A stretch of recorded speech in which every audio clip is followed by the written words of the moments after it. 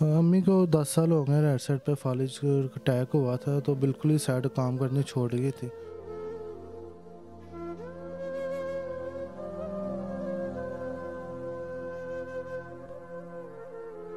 Sweeper पे वो लोग नफ़रत करते हैं, बीच में नहीं मुंह पे कहते, बाद में फिर साथ बैठते भी नहीं है, नफ़रत करते हैं।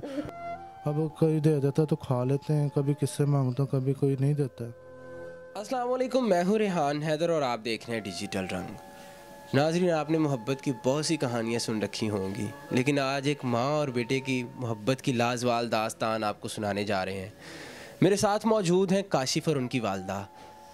काशिफ़ 3 बहन भाई हैं। 2 बहन भाई वो बहुत छोटे हैं। काशिफ़ बड़े हैं, घर की ज़िम्मेदारियाँ इन पे हैं। इनके वालिद साहब हयात नहीं हैं। इनकी वालदा को 10 साल पहले फालिज का अटैक होता है, जिससे वो बिल्कुल पैरालाइज हो जाती हैं, खुद वॉशरूम तक भी नहीं जा सकती।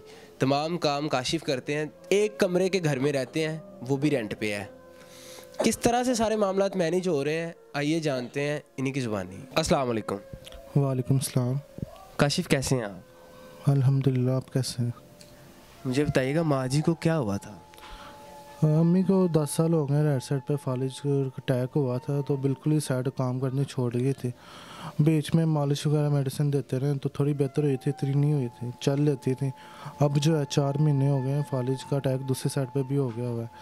तो मैं हॉस्पिटल में 1 महीना दाखिल थी है, तो नाली भी लगाई हुई थी। पहले कहते हैं दिमाग में रसोलियाँ हैं तो वो ऑपरेशन करना है, फिर बाद में कहते नहीं, इनको ना फालिज के अटैक हुए हैं दिमाग में लहदा हिस्सों में, तो आप ना इनको घर ले थे। तो काफ़ी मैंने जो पैसे जोड़े तो काफ़ी खर्चे हो गया हुआ है। अब जो है मेडिसिन उन्होंने लिख के दी है वो मैं अपनी नई जेब से अफोर्ड कर सकता हूँ। काम क्या करते हैं आप?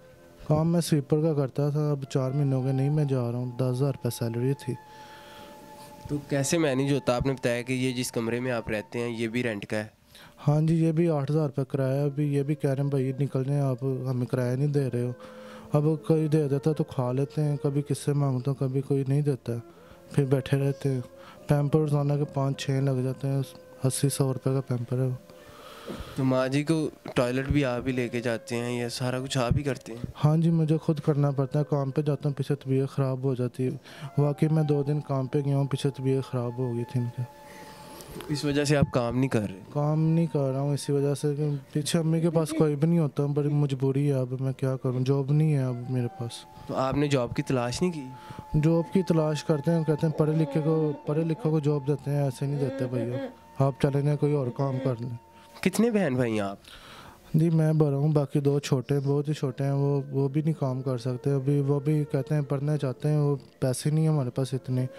तो अब भी 16 साल हो गए, फौत हो गए, मेरे अकेले पे जिम्मेदारी है सारी।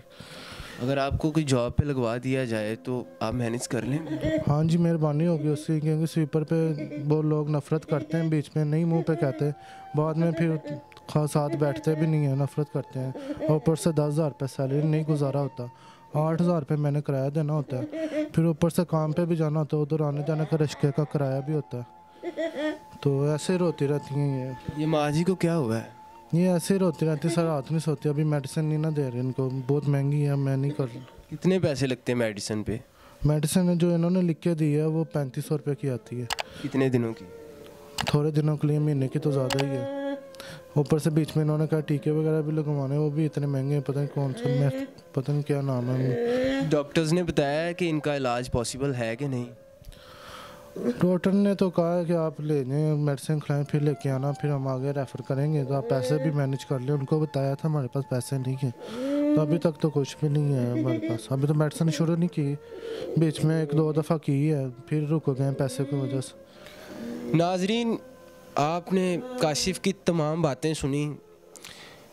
हालात ने इनको इस कदर आ घेरा है कि ये अपनी वालदा की दवाइयाँ भी मैनेज नहीं कर पा रहे, घर का रेंट नहीं पे कर पा रहे, अच्छे खासे हैं, काम भी करना चाहते हैं लेकिन कोई जॉब नहीं दे रहा।